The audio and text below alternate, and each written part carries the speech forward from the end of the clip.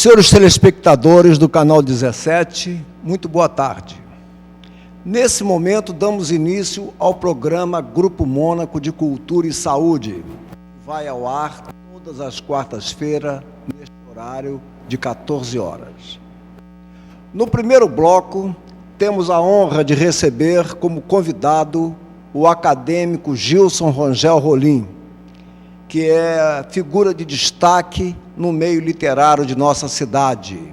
E, recentemente, recebeu a medalha Antônio Parreiras na Câmara Municipal de Niterói, numa iniciativa do Instituto Histórico e Geográfico. Boa tarde, acadêmico Gilson. Mônaco, muito boa tarde. Eu agradeço o seu convite e aproveito essa oportunidade para ressaltar o seu trabalho de divulgação das atividades culturais de Niterói e do Estado, de modo geral. De forma que estou aqui à sua disposição para o que você desejar em termos de questionamentos literários, digamos assim. Então vamos às questões. Fale-nos sobre sua experiência literária como cronista de cinema do jornal Diário do Povo. Quando isso ocorreu, Gilson? O seguinte, eu sempre tive um interesse por cinema, e aí pelos anos 50 eu comecei a ler sobre cinema, sobretudo porque eu tinha realmente interesse de conhecer realmente a coisa em termos técnicos, históricos. E aconteceu uma coisa muito curiosa, deve ter sido pelo ano de 54, eu estava um dia lendo o jornal Última Hora, que todos devem se lembrar, pelo menos uma grande parte se lembra do Última Hora, e Última Hora tinha uma determinada matéria de cinema, eu li, não sei se na época era sobre o filme Cangaceiro, qualquer coisa desse tipo. E, curiosamente, no dia seguinte, eu lendo o Diário do Povo, na parte sobre cinema, havia alguma coisa que eu tive a impressão de já ter lido. Eu fiquei pensando, poxa, eu acho que eu li esse negócio aqui, depois eu me lembrei, eu acho que eu fui na Última Hora. Aí eu peguei o telefone e liguei para a redação do jornal e perguntei, por que vocês botaram uma matéria aí como se fosse do Diário do Povo, mas essa matéria era da Última Hora. Aí uma pessoa que me atendeu, eu tenho a impressão que foi o Blanco. O Blanco era o chefe da redação do Diário do Povo. Ele disse, mas por quê? Você gosta de cinema e tal? Eu gosto sempre, eu sou leitor de cinema, me interessa muito por essa matéria de cinema. Então ele me disse assim, e você não gostaria de escrever para a gente sobre cinema? Eu falei, tudo bem, pô. Como eu estava na época muito interessado e eu realmente lia muito sobre cinema, gostava da matéria, eu me prontifiquei e comecei a escrever alguma coisa para o Diário do Povo. Realmente escrevi talvez alguns meses, não foi muito tempo, não.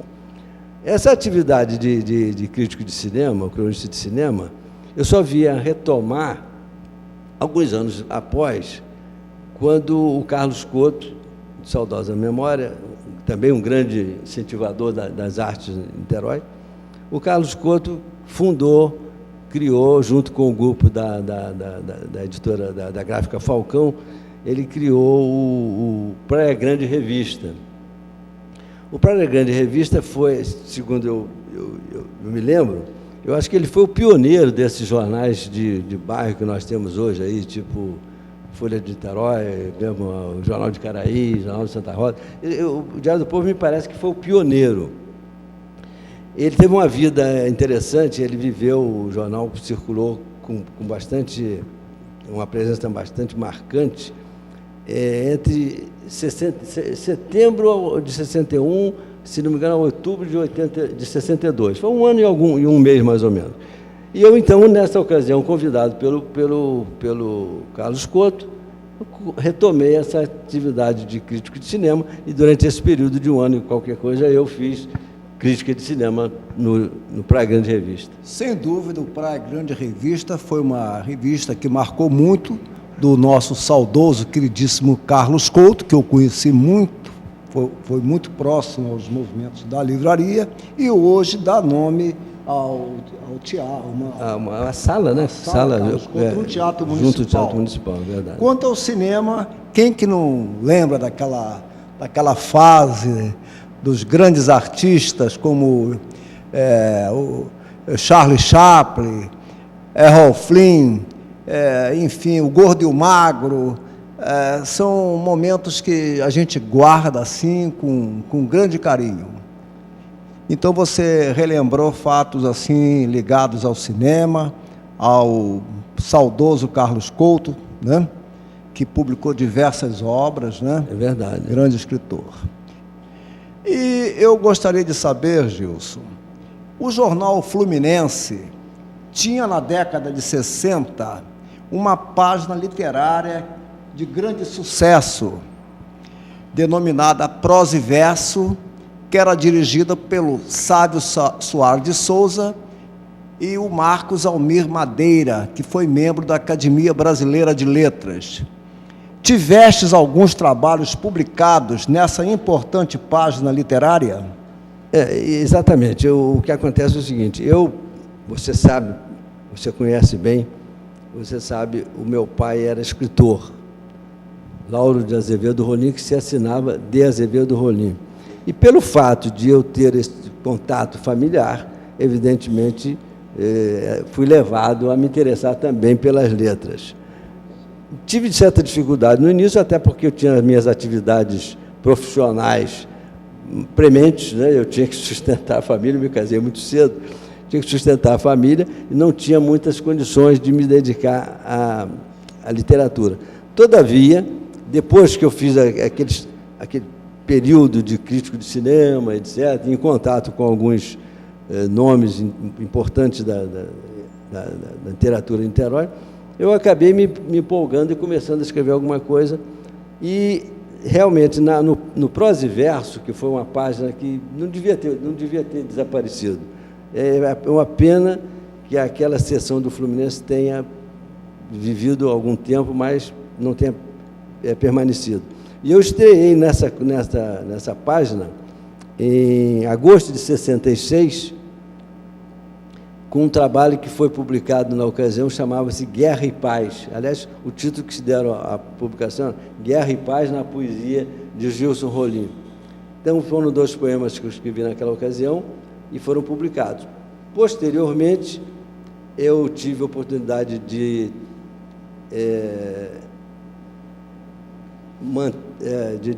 dar outras colaborações a essa coluna, né? Escrevi 3 poemas que foram agrupados sob o título de Igualdade e Fraternidade na poesia de Gilson Rolim. Isso em 67. 67. Nesses poemas aqui, por exemplo, tem um que chamava-se Sol Utópico. É um poemazinho curto, eu poderia ler aqui só para dar uma ideia do tipo de trabalho que eu fazia na ocasião. Ah, se o sol nascesse para todos, como nasce para todas as manhãs. Ah, se o sol brilhasse para todos, como brilha para todos os planetas. Ah, se cada homem sobre a terra pudesse ter sua manhã de sol. Muito bonito. Esse foi um dos poemas que eu escrevi e foi publicado naquela época. Ô Gilson, você durante um bom período dedicou-se à música. Eu queria que você falasse algo a respeito do saudoso professor Silvio Viana. Tudo bem, eu terei muito prazer em falar, mas eu só te pediria licença para retornar um pouquinho àquela pergunta anterior, porque eu tive um trabalho publicado no Prosa e Verso que se chamava O Grito. Sim. Esse poema aqui, para mim, tem uma importância muito grande. Pelo seguinte, eu traduzi esse poema para o inglês e mandei para o pastor Martin Luther King. E, curiosamente, e para minha alegria, uma semana depois de eu ter escrito, de ter enviado essa matéria para ele, eu recebi, assinada por ele, uma carta de agradecimento. Carta essa que eu tenho que guarda como uma relíquia. Ter uma carta assinada de próprio punho pelo Martin Luther King é realmente alguma coisa de muito valor. E esse poema, ele chamava-se O Grito. Eu só vou ler 2 partezinhas desse poema. A primeira estrofe e a última. Os negros gritaram no túnel escuro da intolerância, mas sua voz não ressoou. Foi como se tivessem lançado pedras de algodão. Mas está perto o dia de sua redenção, e pedras não serão mais lançadas, nem mesmo as silenciosas pedras de algodão. Isso eu escrevi em 67, e, como te disse, tive a felicidade de receber uma correspondência assinada pelo Martin Luther King, agradecendo esse meu trabalho. Isso é muito grave. Parabéns, Agora, voltando a falar sobre o Silviana, a minha experiência em matéria de música é interessante. Eu comecei a estudar música na banda de música de Macaé, a Nova Aurora. A Macaé tem duas bandas de músicas tradicionais, a Nova Aurora e a Lira dos Conspiradores. E eu comecei a estudar na Nova Aurora. Mas, por uma dessas circunstâncias da vida, com o falecimento da minha mãe, eu perdi a minha mãe com 14 anos, não foi possível dar continuidade ao estudo de música. Então, eu, desde essa ocasião, tinha comigo sempre aquela ideia de que um dia eu ia mexer com música, alguma coisa eu ia fazer. Então, logo eu tive a oportunidade, comecei a mexer, mas isso muitos anos depois. Eu tinha antes feito uma experiência de piano, mas não dava, porque eu tinha que trabalhar, não dava tempo de estudar. Eu comecei já a mexer novamente com música, quando os aparelhos de eletrônicos surgiram. Aí eu comecei a comprar uns tecladinhos pequenos, etc. E fui aprendendo alguma coisa, até que, finalmente, eu vim a conhecer pessoalmente o Silviana, que já era um músico muito conhecido em Niterói, de décadas atrás, dos anos 50, ele tinha um conjunto de selenitas, entendeu? O Silvio era realmente um profissional de prestígio. Foi autor daquela Icaraí? Exatamente, o Icaraí, o bolero Icaraí, inclusive, se não me engano, coisa de, não sei se foi 4 ou 5 anos, ou talvez um pouco mais, completou 50 anos, é o bolero Icaraí, que é de autoria do Silvio Santos, do Silviana, e era realmente uma obra que divulgou o nome de Niterói, sobretudo de Icaraí, sem dúvida, pelo Brasil afora. Então foi uma figura muito importante. Foi, sem dúvida alguma, sem dúvida alguma. Gilson, nós gostaríamos de saber, porque uma das mais importantes editoras do Brasil foi a Jackson. Como foi a sua experiência em trabalhar nessa empresa que editou excelentes obras? Olha, eu até poderia dizer que, com subsídio àquele meu interesse literário, o fato de eu ter trabalhado na editora Jackson ajudou bastante. Porque a editora Jackson, ela era uma empresa que, na época, praticamente era quase que única em termos de publicação de coleções de livros, e ela detinha os direitos de muitos autores, inclusive Machado de Assis, cujo domínio público aconteceu exatamente na época que eu trabalhava. O Machado de Assis, se não me engano, fez os 100 anos de falecimento, e agora em 2009, né? Então, 50 anos após o falecimento dele, foi em 1909, ou seja, em 1959, a obra dele caiu no domínio público. E a Jackson, até então, é que editava com exclusividade. Posteriormente, outras editoras fizeram isso. Mas nós tínhamos lá as coleções do Humberto de Campos, do Joaquim Nabuco, do Afrânio Peixoto, isso para não falar nas coleções... As enciclopédias, né? As enciclopédias, tipo o Tesouro da Juventude.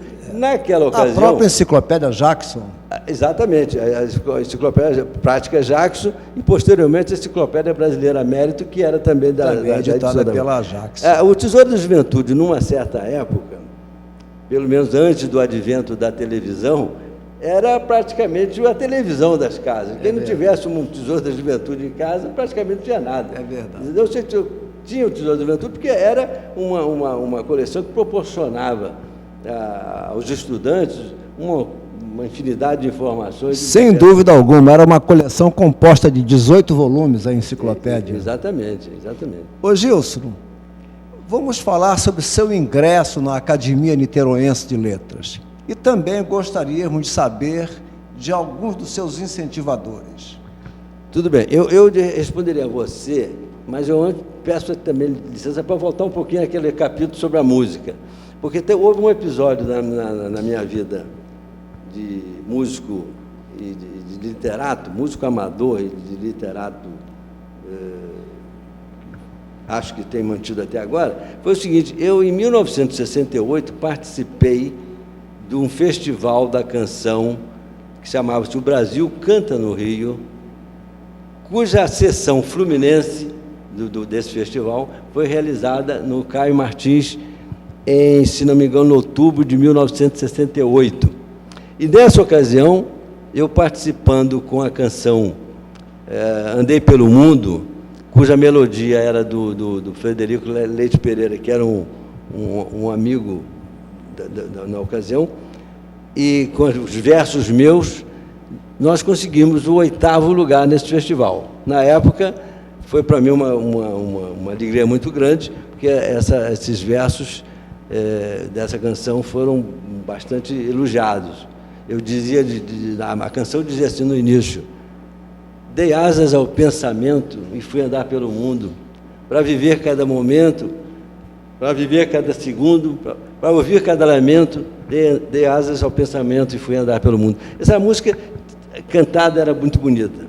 Então, voltando à música, é só isso que eu gostaria de acrescentar. Quanto agora ao que você me falou sobre na academia. Veja bem, eu, apesar de já ter tido esta experiência literária, de escrever avulsamente trabalhos, eu nunca tinha tido um interesse maior de participar de uma instituição. Eu, na realidade, eu ficava um pouco afastado disso. Mas, também por força das circunstâncias, em 2002, eu fiquei viúvo. E uma das formas de conforto que eu encontrei para esse fato foi procurar as pessoas do meio e tratar de divulgar um pouco dos meus trabalhos. Eu já tinha escrito algumas coisas, fiz alguns livrinhos, assim, um pouco naquela forma do Jaci Pacheco, chamado Edições de Brinquedo. Eu também fazia as minhas edições de brinquedo, fazia meus livros e fazia minhas encadernações e tal. Mas, voltando a procurar... Seus incentivos. Exatamente. O primeiro contato que eu tive foi com o Alberto Valle. Eu tive um contato com o Alberto Valle porque o Alberto, todos sabem, ele era irmão do Aloysio Valle, grande pintor. E, através de um conhecido, que foi aluno do Aloysio, que me falou do Alberto, eu acabei me aproximando do Alberto. E o Alberto disse: "Ô, Gil, se você vai até a academia, aparece lá, você vai gostar e tal." Aí eu comecei a ir à academia, e nesta ocasião também eu vim a ter contato com o Vandelino Teixeira Leite Neto, também escritor de grande nome, acadêmico. E o Vandelino, depois que eu publiquei um livro chamado O Tempo Inemível Passar, o Vandelino me incentivou: "Se você está com um livro aí interessante, se você já tem uma vida literária, por que você não se candidata?" Eu me animei e me candidatei, e, para minha alegria, você realmente tem muito méritos. E eu parabenizo pelo seu ingresso na academia. E queria saber qual é a cadeira que você ocupa. Olha, eu ocupo a cadeira... E a quem sucedeu? Eu ocupo a cadeira 49, de Benjamin Constant, e sucedi a Celso Furtado de Mendonça, um nome também de grande valor. Queríamos também saber o belo projeto de conversa literária que se realiza na academia, na qual você é mediador. Eu participo da diretoria da Academia Niteroense de Letras desde do início da gestão do Dr. Jorge Loretti, ou seja, a partir de 2007. E no ano passado, ao fazer a programação para 2008, eu propus exatamente que nós fizéssemos um tipo de programa que nós faríamos entrevistas com os nossos... E gostaria também de saber de alguns dos entrevistados, alguns nomes que já foram entrevistados. E nós fizemos entrevistas a partir de 2009. O primeiro deles foi Sávio Soares de Souza. Depois nós tivemos Antônio Soares, tivemos o Pimentel, o Edmund Lauterbach, tivemos o José Alfredo de Andrade, o Roberto Santos de Almeida, Fernando de Avis, como ele é conhecido, o Alberto Vale. O Dr. Guache estava escalado, mas infelizmente adoeceu e não foi possível comparecer. O Sandro Pereira Rebel, o José Hinaldo Alonso, a Branca Heloísa, Milton Nunes Loureiro, da UBT, o Homem das Trovas, Márcia Peçanha e, por último, agora, mês passado, o Vanderlino. E eu aproveitaria para te dizer que agora, no dia 8, eu vou trocar de lugar e vou ser o entrevistado nesse programa, nesses próximos projetos. Lá. Perfeito. Bom, perdemos há 2 dias um dos grandes jornalistas de nossa cidade, sem dúvida alguma, Iderval Garcia. Ele prefaciou o seu livro O Tempo Nem Me Viu Passar. Fale da importância de Iderval Garcia na sua carreira. Eu me emocionei muito quando recebi a notícia do falecimento de Iderval. Embora ele já estivesse padecendo de uma doença bastante intensa, mas a gente sempre imagina que a pessoa vai superar e vai à frente. E quando eu soube do falecimento dele, eu realmente me emocionei bastante. O Iderval eu conheci junto com o Décio Mafra, que foi outro também que faleceu há pouco tempo. Eu conheci, os dois conheci no Praia Grande Revista. Foi lá naquela ocasião que nós tivemos esse contato. E desde então, o Iderval sempre manteve um contato comigo e vice-versa, sempre procurei. E o Iderval, eu escrevi agora recentemente um livro que, infelizmente, ele não teve a oportunidade de lançar, mas eu escrevi um prefácio para esse livro dele, e, infelizmente, o título não me recordo agora. Mas ele fez esse prefácio do Tempo Nem Me Viu Passar e fez também uma apreciação bastante judiciosa, muito interessante para mim, para o meu primeiro livro, que foi Alguns Versos, Alguma Poesia, em 1988. Perfeito. Bom,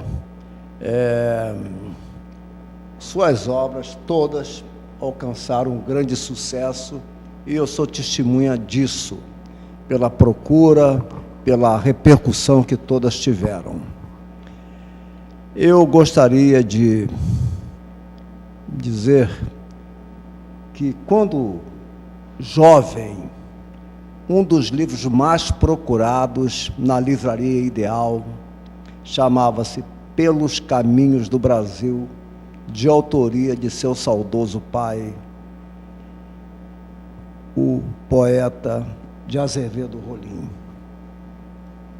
Achei bastante significativa a homenagem que você prestou como poema Ode a um Combatente Glorioso, com um adendo: segue meu pai, segue meu velho pai e amigo, pelos caminhos que Deus te aponta, e segue fazendo de conta que as estrelas agora é que te dão abrigo.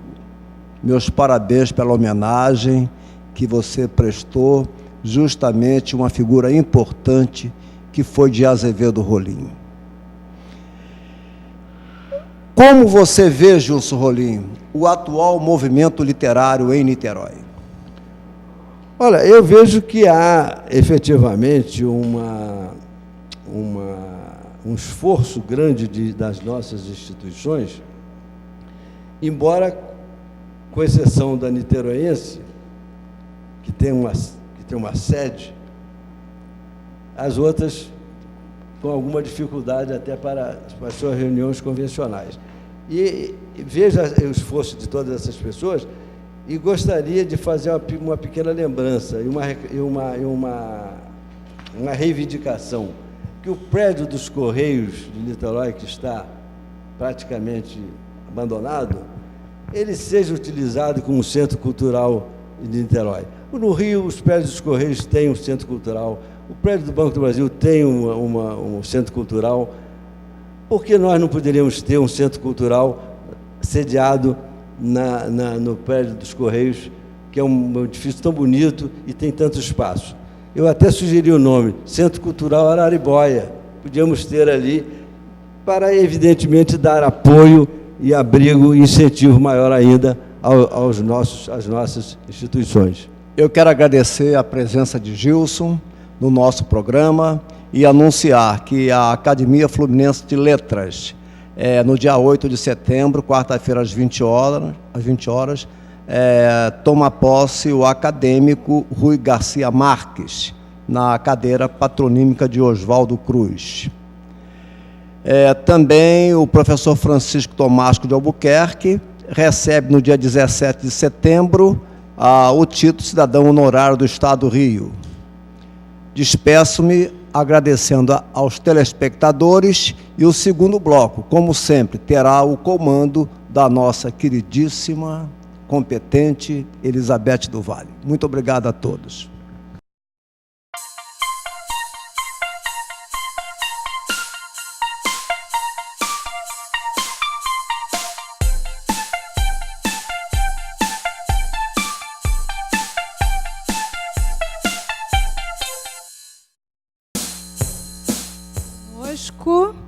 A nossa querida Mariane Albo, professora de Educação Física, especialista em Pilates, solo e aparelhos. Minha querida, é um prazer muito grande ter você aqui com a gente no Bem-Estar e Saúde. Tá? Da mesma forma, é um prazer todo meu. O prazer é muito grande, você sabe que eu admiro muito o seu trabalho, admiro muito você, a maneira de como você é uma profissional muito dedicada. Muito então, obrigada. Isso faz toda uma diferença. Eu fico lisonjada de estar hoje aqui, dia do profissional de educação física, né, dia 1º de setembro. E eu, quero te parabenizar muito, né, por a gente conseguir fazer essa sua entrevista justamente para comemorar o dia do profissional de educação física. Isso, muito importante. Então, é através de você, que você seja porta-voz a seus colegas, né, de parabéns, e de que a carreira de vocês seja daqui para frente mais e mais e mais e mais desenvolvida, né? Já que está num momento histórico muito bonito, né? Vocês têm feito um trabalho muito importante para o bem-estar e para a saúde, de uma maneira geral. Então, o que a gente deseja é que vocês progridam brilhantemente como vocês têm feito. Muito obrigada. Nessa trajetória linda. Eu vou te pedir, Mariane, um pedacinho de tempo que eu preciso muito fazer um agradecimento. Claro, querida, fica à vontade. Fazer esse agradecimento aqui agora, nesse momento. O meu agradecimento é a 2 médicos, Dr. Glauco Barbieri e Dr. José Zito, pelo atendimento extremamente ético e cuidadoso ao qual fui submetida ontem, fazendo um exame de colonoscopia, que é um exame bastante delicado, realizado através da introdução de sonda no trato intestinal do paciente. No caso, eu, né? E falo isso para você, telespectador, que nos assiste, para alertá-lo sobre a importância desse exame nas pessoas com mais de 50 anos de idade. Pois esse exame feito preventivamente concorre para a cura de várias doenças intestinais e o controle das mesmas. Mas lembre-se de uma coisa, que o profissionalismo e a ética são fundamentais em intervenções desse tipo. Daí, esse meu agradecimento muito especial, né? E para quem tem histórico familiar de câncer de intestino, esse exame deve ser feito anualmente a partir dos 40 anos de idade. Essa é uma contribuição, né, que passo a você, telespectador, no sentido de esclarecer mais um pouco sobre a importância de determinadas intervenções médicas no campo da prevenção, diretamente ligada à qualidade de vida. Né? Então, mais uma vez, ao Dr. Glauco Barbieri e ao Dr. José Zito e equipe, o meu sincero agradecimento por um atendimento tão humanizado, tão ético, que eu fiquei extremamente bem, passei pelo exame de uma forma tranquila, saí muito tranquila e hoje até estou aqui fazendo o programa. Então, mais uma vez, muito agradecida.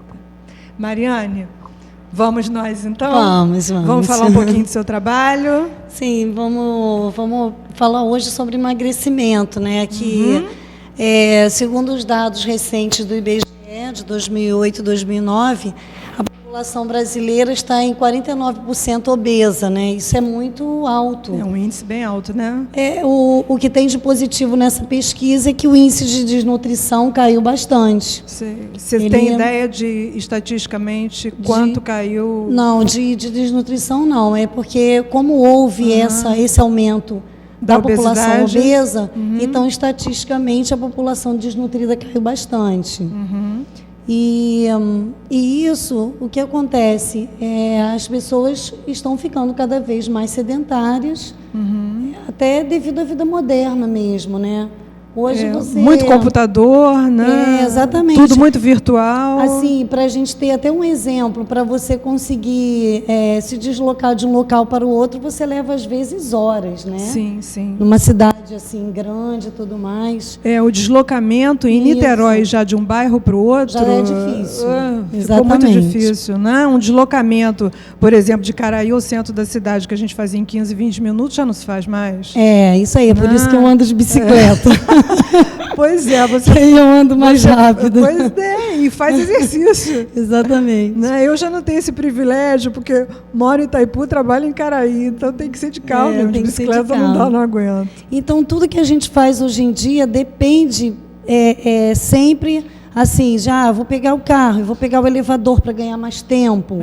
Então, a nossa concorre muito para o sedentarismo, né? Isso, a nossa atividade física diária caiu muito. Muito. E essa queda fez com que a pessoa fosse se acomodando ao sedentarismo.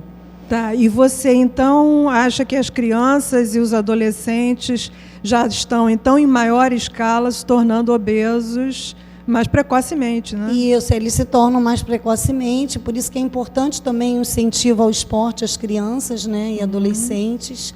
E programas até voltados para isso, em que a gente consiga aprender, né, o adolescente e a criança, porque a criança e o adolescente eles têm uma característica de não permanecerem muito tempo em alguma atividade. Né? E você tem ideia, Mariane, de como é que estão as escolas em relação a esse oferecimento de exercício físico para as crianças?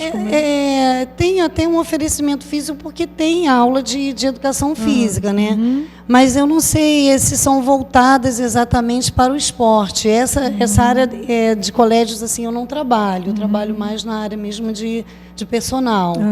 Então, eu sei que deveria ter mais incentivo.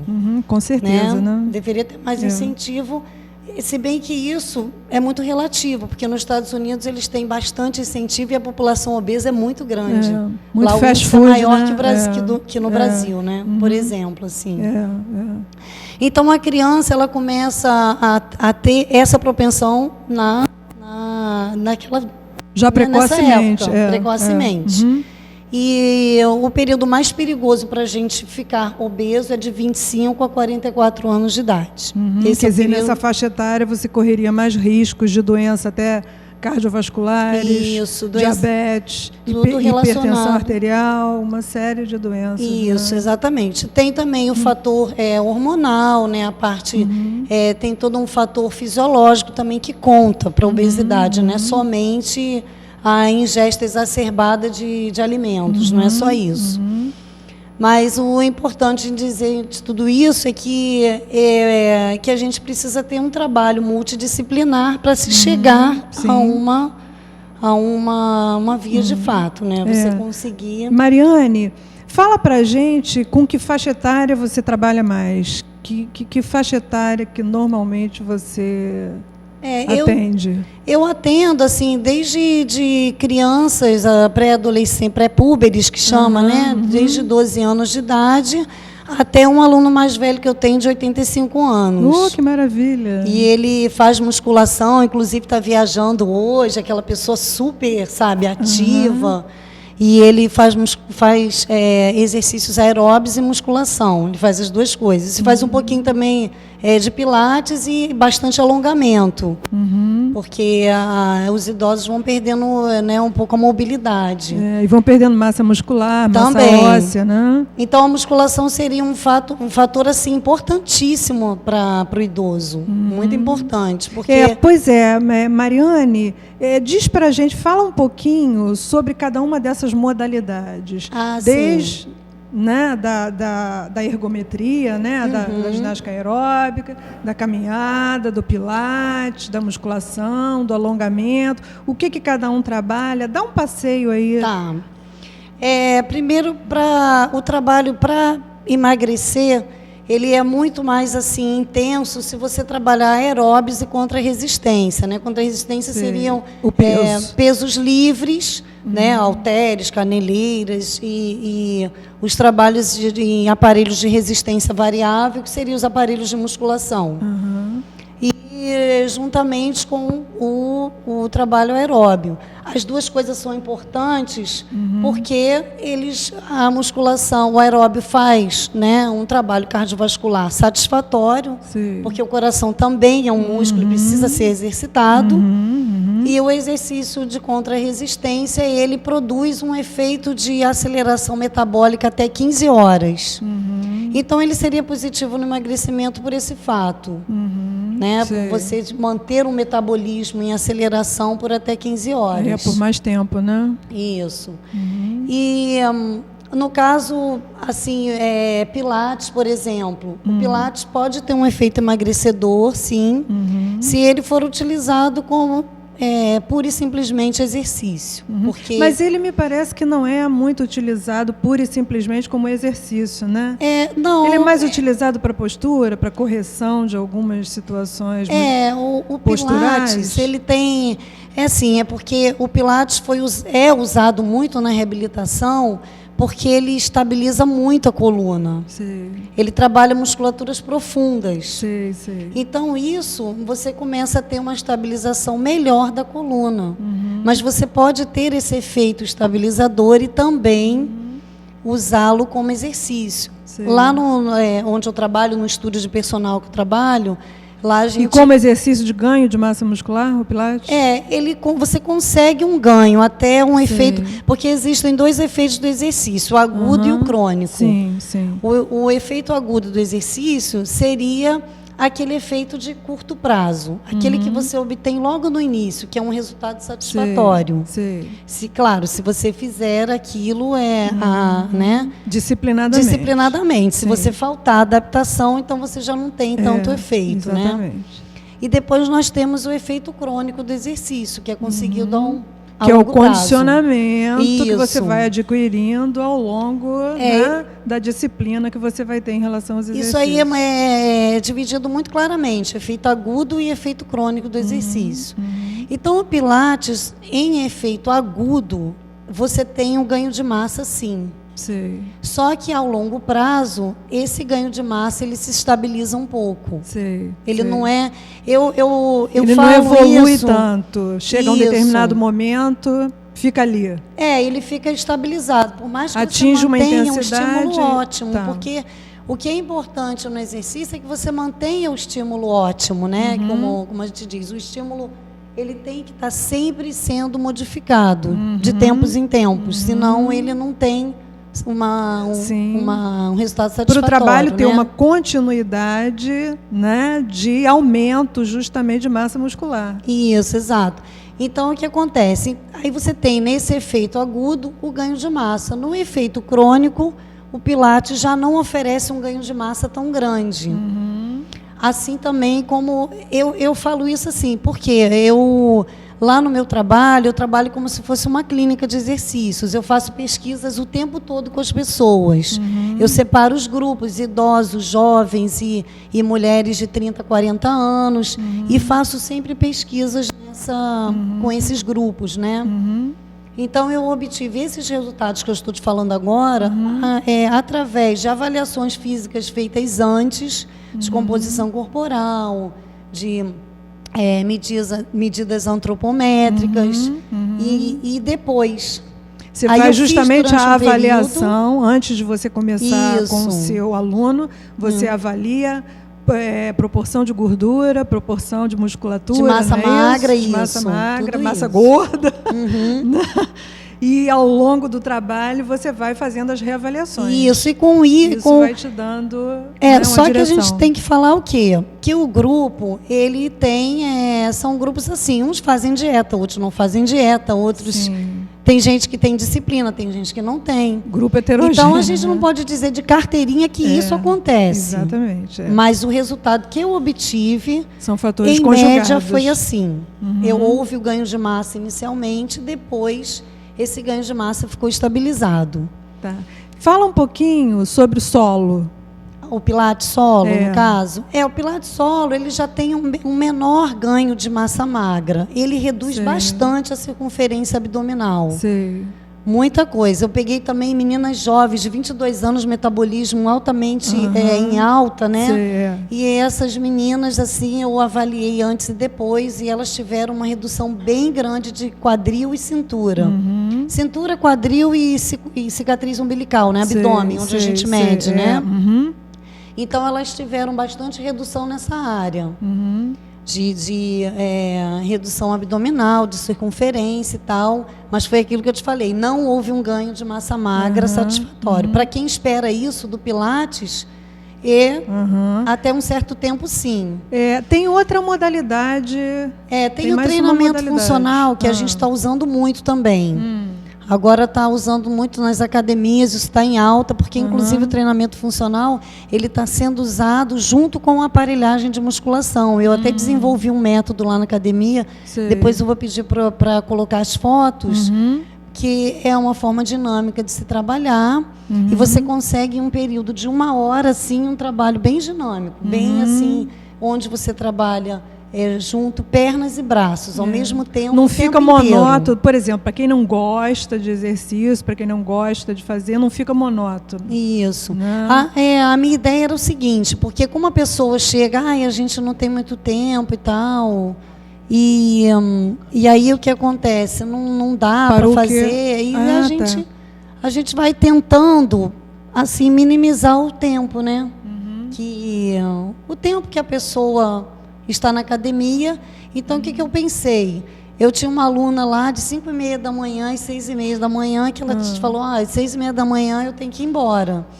Então, o que eu vou fazer com ela? Ela não pode perder o tempo no aeróbio e no contra-resistência. Então, eu vou fazer assim, eu vou trabalhar braços e pernas ao mesmo tempo.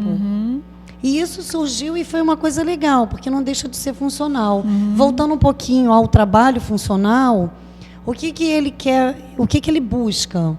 Ele busca trabalhar as valências físicas do ser humano. Velocidade, força, resistência, equilíbrio, coordenação. Coisas que a gente vai deixando passar com o tempo, com entendeu? Certeza. Então, o tempo, nós vamos ficando cada vez mais mecânicos e deixamos de usar as nossas próprias valências físicas. O treinamento funcional... Muitas funções a gente...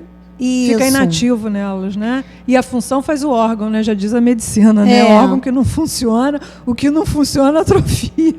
Exatamente. Então, o treinamento funcional veio um pouco até para fazer essa busca, né?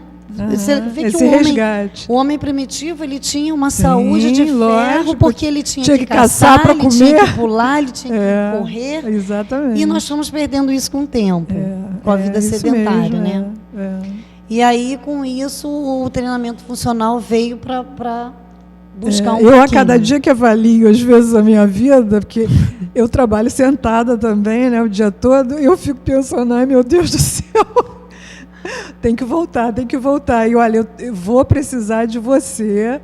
Com certeza. E vou fazer com você. Você realmente é a pessoa indicada para agora me... Apesar de que eu sou disciplinada, eu gosto muito de exercício. Você gosta, Eu, sim. até um ano atrás, quando eu sofri um acidente de automóvel, e foi uma coisa que me deixou uma sequela grande de dor na cabeça, mas até agosto do ano passado, eu estava fazendo direto, todos os dias, a ergometria direitinho, depois musculação, porque a minha filha é professora de educação física também e é fisioterapeuta, né? Então, a Cris sempre me orientou nessa parte. Eu sempre fui muito disciplinada. Mas, com esse acidente que eu sofri, E eu fiquei tão atônita, foi um negócio, uma rebordosa tão violenta, para você ter uma ideia, foi perda total dos 2 carros. Eu não estava dirigindo não, hein, gente? Mas, olha, foi uma barra, não foi fácil. Eu tive uma dor de cabeça crônica, que até hoje eu ainda sinto um pouco. Aí tive que ir para neurologista, fazer ressonância magnética, enfim, começar a buscar as causas, né, da dor. Mas agora eu já estou chegando num ponto que eu preciso outra vez ser orientada novamente. Agora eu vou querer você pertinho de mim. Tá, pode deixar, vai ser um prazer. Tá?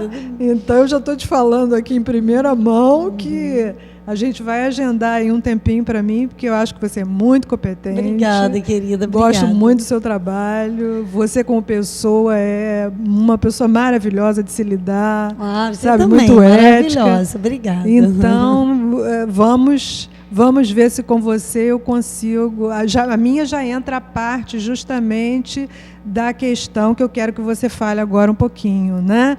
Dos exercícios voltados para a prevenção de doenças cardiovasculares, como hipertensão, né? E algumas outras doenças aí, colesterol alto. O exercício, ele tem um efeito bastante positivo. Ele aumenta o HDL, né? Isso. Que é o bom colesterol. O exercício, principalmente o aeróbio, ele já tem um efeito comprovado na redução da hipertensão arterial. E esse efeito não se nega mais. Já é fato. Então, já tinham muitas dúvidas quanto ao exercício de contra-resistência. Sei. Então, não houve assim, aumento de pressão arterial com exercício de contra-resistência em vários estudos realizados no Brasil e em outros países porque também. a gente tinha antigamente um conceito de que peso não era bom de ser feito por cardiopatas, né? Havia, eu acho, que vamos dizer assim, uma definição, um conceito de que peso não era bom para quem tinha varizes, e era uma coisa complicada. Eu acho que muitos mitos já foram quebrados, assim. Eu não sei quem que assim, inventavam muito essas coisas, porque a população vai se tornando acho que era uma área pouco explorada ainda. Não, e né? hoje a gente vê muita gente com medo de se exercitar ainda. Sei. Tem medo de fazer as coisas, medo de procurar uma academia, entendeu? Tem medo de, sei lá, dar às vezes até uma caminhada. Se bem que vale a pena lembrar a todo telespectador que antes de começar qualquer exercício, a gente tem que fazer todos os exames. Com certeza. Eu só aceito as pessoas lá no meu trabalho com os exames todos em dia. Isso é muito importante. E se as pessoas não têm os exames, eu solicito que façam. Assim, eu tenho até o exame do ano passado. Não, nós temos que reavaliar isso agora. Isso, eu estou até dando um recadinho para os meus alunos que estão assistindo. Que tem que fazer os exames todos os anos. Eles sabem que eu sou chata nessas coisas. Não, mas tem que ser. Aí é que está o profissionalismo. Né? A responsabilidade de você estar orientando uma pessoa para que ela tenha ganhos realmente de uma maneira geral. Porque às vezes você não é só sabe, perder peso. A pessoa às vezes não sabe nem que tem uma anemia. Ela não tem como fazer exercícios assim com anemia, entendeu? Sim. A anemia é uma coisa que você não sabe, não tem dizendo. Eu que o diga. Então, né? Você levanta um braço, quase morre. Exatamente. E aí, os exercícios tiveram um efeito bastante positivo, né? Nessa parte de tratamento. E retornando ao emagrecimento, as pessoas se perguntam, o que eu faço para emagrecer? Um fato importante é a nutrição. Sim, o emagrecimento tem que acontecer de forma multidisciplinar. Sempre com a diminuição de glicose, né, e de carboidratos, né? Ele tem que fazer uma consulta a uma nutricionista, ele tem que fazer uma consulta a um médico para fazer todos esses exames que eu te falei. Então, antes da pessoa começar um programa, eu vou emagrecer, todo mundo sabe disso, que tem, eu tenho que fazer, mas às vezes deixa passar, não faz um acompanhamento nutricional. A questão da reeducação alimentar é importantíssima, né, Mariane? Porque é o coadjuvante, né? Tudo funciona, mas à medida que você harmoniza e liga essas coisas, né? Isso, a ingesta de alimento e o exercício físico. Inclusive, a pessoa começa a fazer exercício sem uma dieta adequada, aí ela começa, às vezes, a ficar gripada. Porque ela tem uma queda imunológica, ela não está com o imunológico fortalecido a ponto, né, através da alimentação, de ter esse gasto para poder calórico. Aumentar aumentar o seu a melhora do sistema imunológico. Então, às vezes acontece dele ficar logo gripado, Mariane, e acaba desistindo. Olha só, eu queria vamos passar tentar as fotos, ver se você consegue passar as fotos, que a gente teve um probleminha técnico e a gente tem 3 minutinhos Tudo agora. Bem, vai dar para a gente passar mais ou menos. Para você passar para o nosso telespectador. Vou virar Acho que aqui. você vai virar para a câmera que vai focalizar mais pertinho. Está conseguindo? Vamos ver, peraí. Vamos ver. Isso. Olha lá, alongamento ativo de forma dinâmica. Isso, 8 segundos é o quê? O período de tempo que a pessoa faz? São 8 segundos cada movimento. Também são estudos que comprovam que antes de exercício de contra-resistência, você não precisa alongar além de 8 segundos. Sei. 8 segundos é o suficiente para a preparação. Então você usa sempre o alongamento antes dos outros exercícios? Sim, sempre uso antes e depois dos exercícios. Só que de forma dinâmica, é porque ele faz assim, né, com movimentação. Vê se aí ficou melhor. Assim. Vê se está focalizando melhor. Não, acho que do outro jeito estava melhor. Acho que você tem que chegar mais pertinho dessa câmera aqui, ó. Pois sim. Mais pertinho dessa. Ó, traz mais para cá. Vê se ficou bom. Vamos ver. Pegou? Não pegou não. Não foi? Foi. Tá legal assim. Então você está ainda na primeira foto. São alongamentos iniciais, usando bola romana, que é um material usado no treinamento funcional, para você trabalhar equilíbrio, coordenação. Agora aqui esteira e ciclo ergômetro, para a gente trabalhar as valências físicas de velocidade e resistência. E então aqui, está vendo uma cadeira extensora, onde ela faz a movimentação de bíceps simultaneamente. Isso é musculação. Isso, ela eleva a perna direita e o braço esquerdo simultaneamente. Depois ela troca. Trabalha 2 musculaturas de uma vez. Essa rodinha que ela está segurando chama Magic. E então ele tem um efeito assim de tensão. Ela está fazendo um trabalho de abdução e nisso ela aperta o Magic. E eu vou te apertar aqui agora, que está faltando 1 minutinho. Vamos passar rapidinho. Agora o peitoral. Terminar. Isso. Está vendo um agachamento com faixa elástica, exercício de equilíbrio, e uma elevação com lançamento, voador sem sentar em pé. Entendeu? Aqui uma escalada, um abdominal lançando a bola, agachamento na cama elástica, tudo usando instabilidade, né? E um alongamento passivo no final, onde eu vou alongar Mariane, a pessoa. Vou pedir para você suas considerações finais, sua mensagem para o nosso telespectador e vou cobrar de você o retorno para você dar continuidade ao que a gente não pôde falar hoje. Não, tudo bem, a gente vai ter outra oportunidade. Com certeza, outras. Não, eu quero agradecer esse convite, que eu fiquei muito honrada, sabe que eu também te admiro demais, assim, rapidinho.